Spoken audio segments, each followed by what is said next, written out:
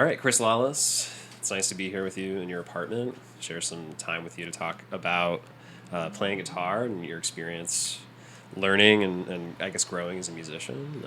So how did you start playing guitar? Like, what got you interested in the first place? I think I had sort of the familiar experience of like hearing, a band with distortion and being fascinated with it, and just kind of encountering that in cycles over time. So I think the first time I ever heard like a heavy guitar sound was I think it was a Peter Gabriel song. I think it was Eagle Flew Out of the Night. There's like a big I think it's a single chord at the end.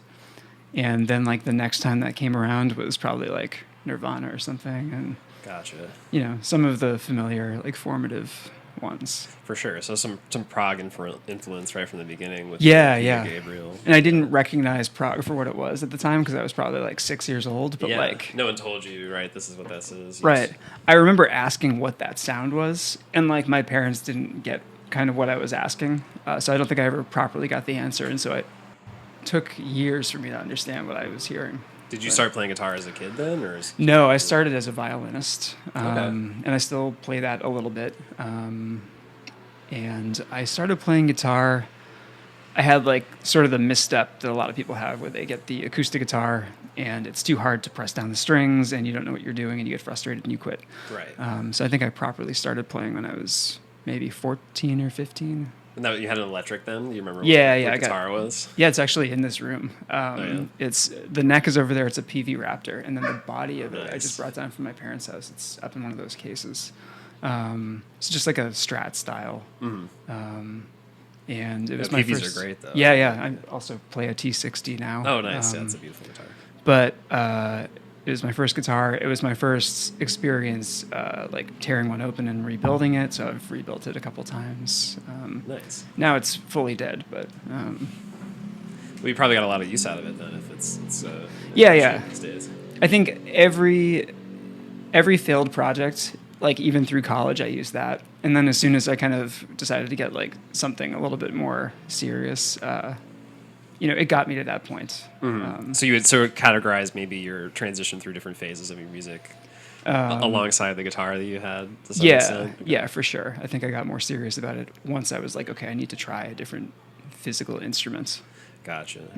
So did you take lessons at first, or was it mostly No, some process totally. that you sort of worked through on your own? Yeah, totally self-taught from the violin. We have a dog intruder. Charmer. Hold on, I'm gonna. Yeah, you're good. Secure. We can take a pause. Okay. Anyway. Yeah, so we're talking about you learning guitar to begin with, and you're saying it was mostly a self-guided Yes, process. so- whatever that means, I guess. After learning violin, I kind of picked that up, in the way that a lot of people learn, with just like, rote instruction. But I had a good ear for it and learned a lot by ear, and tended to learn things by ear before I mastered the technique. So that's just kind of been passed on to every instrument I've played since then: guitar, bass, any like piano. Right. It helps to have, I guess, a background in music theory in general in order to... Yeah. Even if it's not something that I'm like consciously using most of the time, it kind of informs everything that I've done since then. And so when you first learned, were there some like specific riffs that you had wanted to pick up? Like, what was like the first... Do you remember one of the first riffs you ever learned how to play? Yeah, I'm trying to think. It probably... I want to say it was like simultaneously learning... At 14, it had to be like Goldfinger, like the Superman, like the Goldfinger It's a song. great song, yeah. And like Bad Religion and Penny, like all the skate punk, like California bands. Uh-huh. And then also around the same time, Avenged Sevenfold was coming out. Okay, yeah. And like they were kind of in their infancy, and like I didn't like heavy music in that way. At that time, at least, yeah. Yeah, but like something about the way that it was written, I think maybe pinged off of the orchestra part of my brain. It's Right. just a little more complex. And so I was learning those riffs a little bit. I think, I wasn't great at them. And it definitely wasn't where I wanted to go. I had too much of the, like the punk, you don't do guitar solos type of thing. Yeah. So, yeah, I think those were like the early songs. At what point did you feel like maybe you were branching outward? Was that like because you were in a band, or was it because you just had particular techniques that you wanted to pick up? What was like your motivation, I think, to like sort of become more of a not just a punk guitarist, I guess, for lack of a better term? I think downloading like random Modest Mouse songs, something about those were really appealing. And then when I got into college, the band RX Bandits released like a decidedly like non-ska album. It was before they became like a jam band, but like it sort of was a game changer for me. I hadn't really gotten into like that much post-hardcore, but I think that was probably what sent me in that direction. Okay, interesting. They just had like a lot of, relatively complicated, not math rock by any stretch, but like more complicated writing and sequencing. Mm-hmm. And I think from there, I think I discovered like Bear versus Shark, and then I was gone. So now these days when you write music, because you play, are all the bands you're in 2 guitar bands? Or I know that at least no. So the other band that's not Stay Inside is it's a 2-piece currently. Mm-hmm. It's me and a drummer. Okay, cool.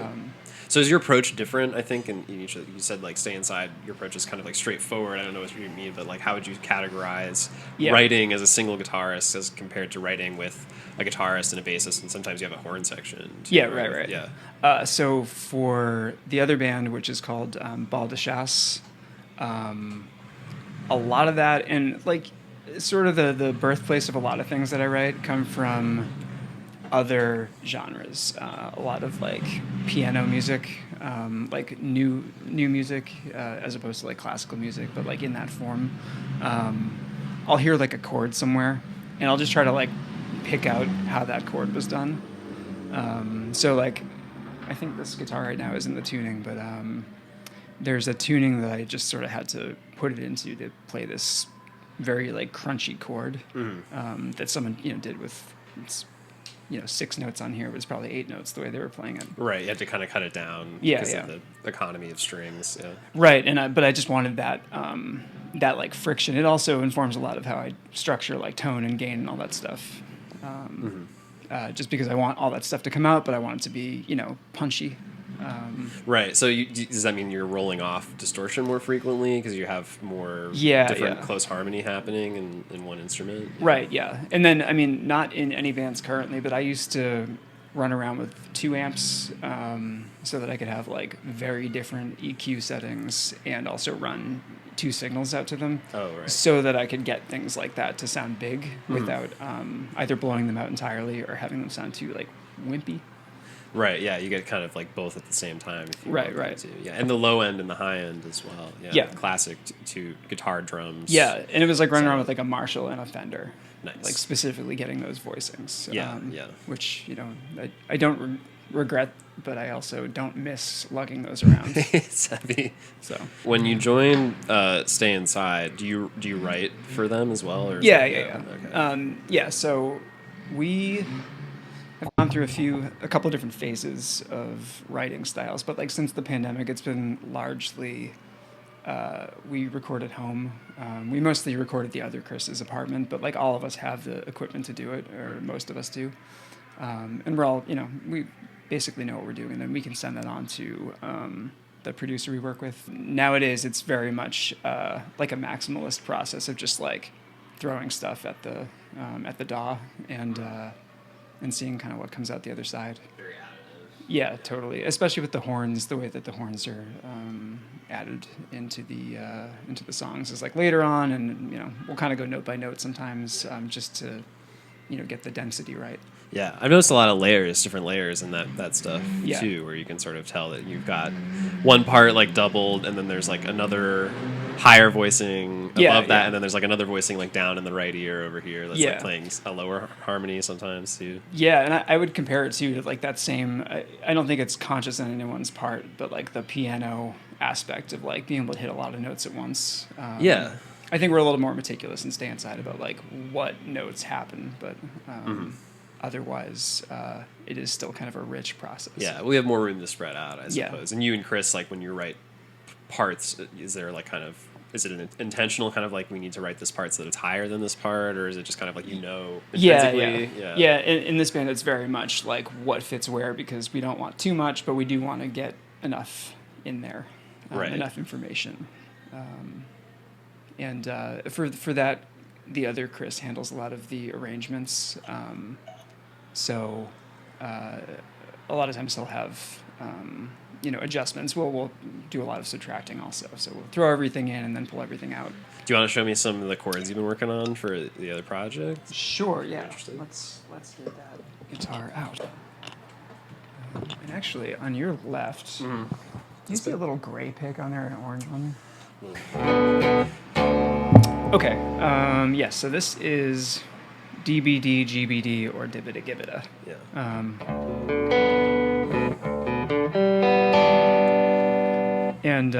Yeah. So the chords I was trying to recreate with this were specifically this one, just those three. So from there, I had no plan to like do anything with that. I just wanted to see how I could play this one piano piece on guitar, which is mostly just that chord progression repeating with some other stuff, and you kind of loop it with like a looper pedal and then add some higher ones in there. But I wound up using this for a couple of songs for my other band, Balle de Chasse.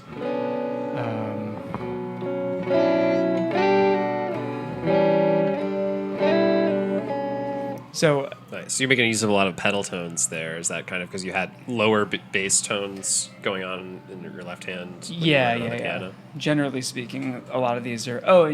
Going back to early influences, I hear this a lot too now, which is nice. That band Billy Talent. Okay. The guitarist from that band is like notorious for doing, playing two parts simultaneously for entire songs. Right. Yeah, you got the bass kind of on the lower strings and then moving the upper voicings around. Yeah.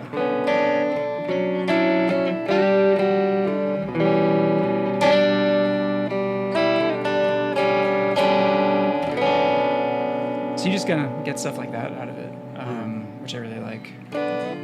Yeah, it has maybe a slightly more dissonant, like less pentatonic Led Zeppelin feel, almost kind of the quieter. And that is kind of like the thing I've been running from my whole life is trying to not sound like Jimmy Page. Yeah, just like it's just too easy to fall into those, especially if you grow up playing it in standard tuning or even any of the other like drop tunings.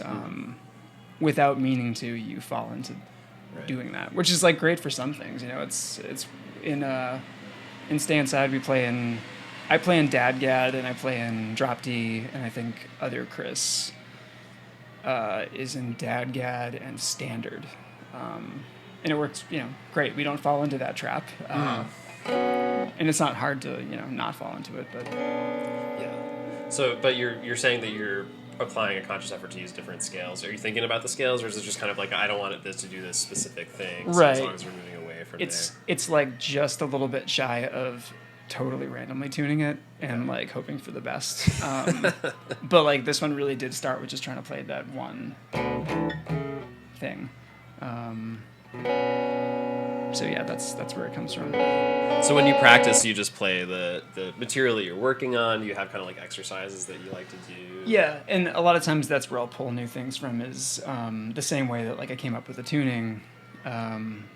Is I'll just hear something like how can I get that like piano or synth sound, or just like otherwise layered group of instruments into one instrument, and then if I can do that, can I make it a heavier thing, and also like how. I think like there's a very overlap with like a lot of folk music there too, where you're trying to sort of cram all those voicings together. You have only so many different instruments in your arrangement. Right, and I'm used to also like prior to Stay Inside, I was playing a lot of solo shows and doing a lot of filling of space in the same way. So again, it informed like my effects chain too of just reverb and delay, but not too much, so you can still have things be distinct. Yeah. It's just like always a balancing How act. does using effects affect your like playing specifically? Are there like certain things you're like trying to keep in mind, like when you stomp on the pedal, it's like, oh, I got this going on. So. Yeah. I'm guilty of like a lot of tap dancing, mostly because I have like a compressor that I need to have on for a lot of things, but I need to immediately have off for a lot of other things. Mm-hmm. And so, and I should just get like a loop switcher, but I have too much stuff on there already that I don't use. So, well, thanks for showing me some parts that you've been working on. Sure. Chatting with me about both your projects and Balle de Chasse as well. Is that a new project? Do you have any recorded music out? Yeah, no, we don't have anything recorded. We have like demos that we're not quite ready to do anything with. Well, do you have anything else that you want to plug as well while we're sitting here? No, I really don't. I'm not really that guy. But Stay Inside's a great band too. And, yeah, check us out. I don't know. I don't have anything I can plug for that right now either. Nothing that we're allowed to announce yet. So. Right. Yeah, of course not. But wouldn't want to spoil it. Yeah. All right.